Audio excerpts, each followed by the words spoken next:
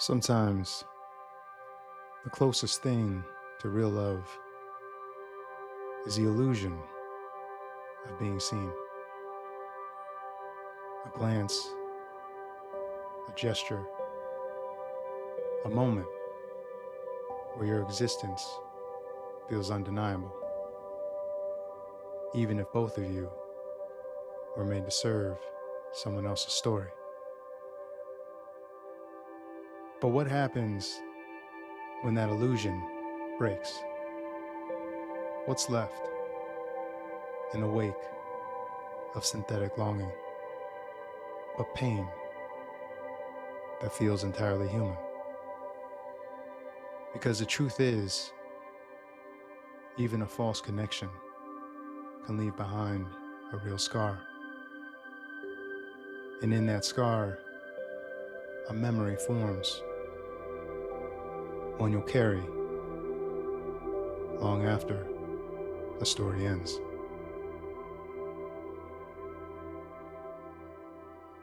Hi, I'm Aaron, and this is Story Art Cinema. Each week, we look at unforgettable moments from film and TV and what they quietly teach us about identity, longing, and the fragile thread of meaning. Today's episode is about Blade Runner 2049, a film wrapped in silence, memory, and longing. We'll follow Kay not just through the ruins of the world, but through the flickers of something deeper. Moments of tenderness, moments of choice, and maybe what it means to be real, even when everything else around you says you're not.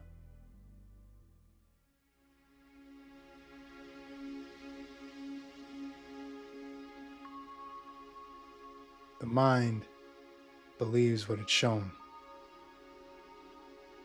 but the heart only believes what it feels. Kay walks in searching for answers, but not this one.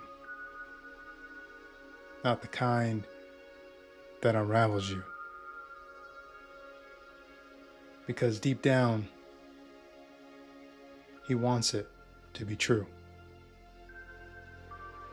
That he's real, that he mattered, that the ache he feels isn't just code. Then she says it.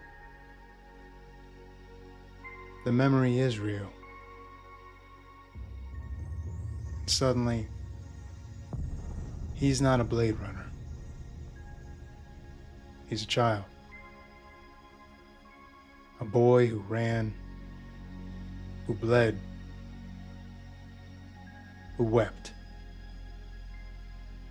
And it wasn't programming. It was pain. It was loneliness. It was a life. He stumbles back because something breaks open. Not just the lie, but the foundation beneath it. Maybe the memory isn't his, but the way it shaped him is. Because real belief changes you. It gives weight to moments you weren't meant to carry, but still do. And once you feel that, there's no going back. Because belief carries weight. The kind that settles in your bones. The memory, the loss, the hope. He doesn't know if it makes him human, but it makes him something. And that might be enough.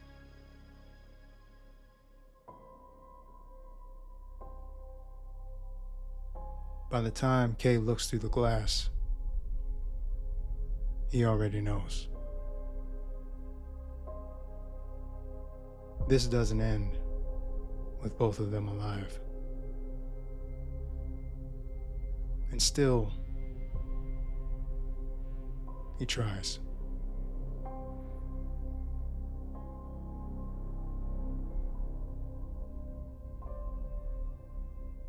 She sees him not as a product, not as protocol, but as the man who gave her a name, who gave her space, who gave her choice. And maybe that's what makes it beautiful. Not because it's love, but because it's chosen. Freely, fiercely, in spite of the world. A love never built to last, never designed to survive, but felt so deeply they mistook it for the truth. That's what breaks them. Not the loss, but the way it mattered.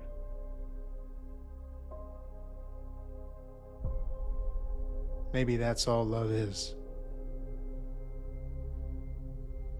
Not what we share, but what we risk. What we lose. What we carry anyway. In the silence, in the ache, in the moments we never meant to mean so much. That's where she'll live. Not in the memory, but in him.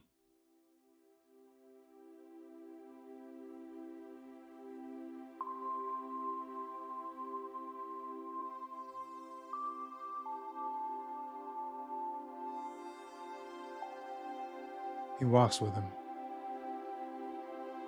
but knows he won't follow him in.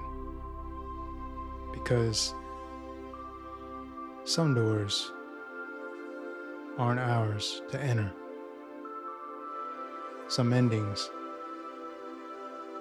aren't ours to finish.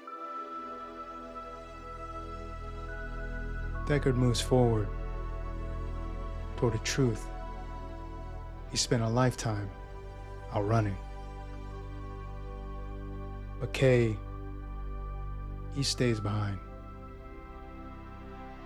Not because he was told to, because he chose to. He was never the one they were looking for. Not the child, not the miracle, just the echo that led someone home.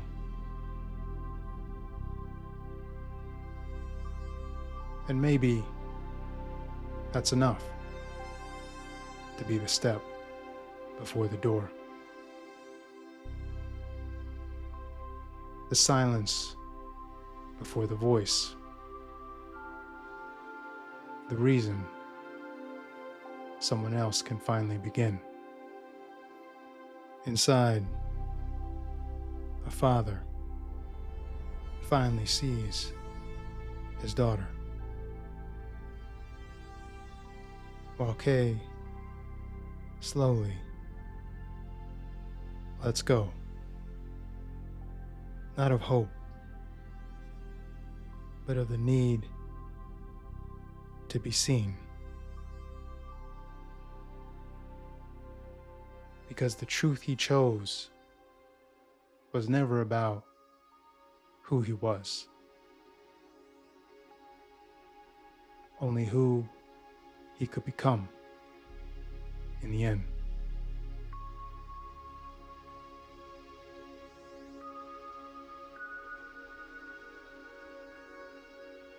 Someone who made meaning out of nothing. That's what belief is. It doesn't make you real. It makes you whole. Even if no one sees it, even if no one stays.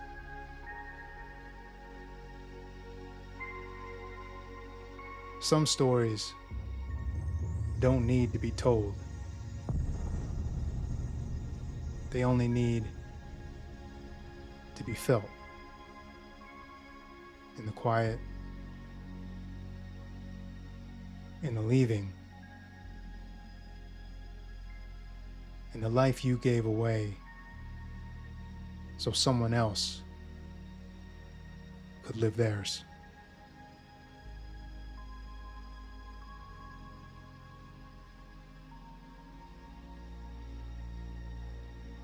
He dies with no name etched in memory,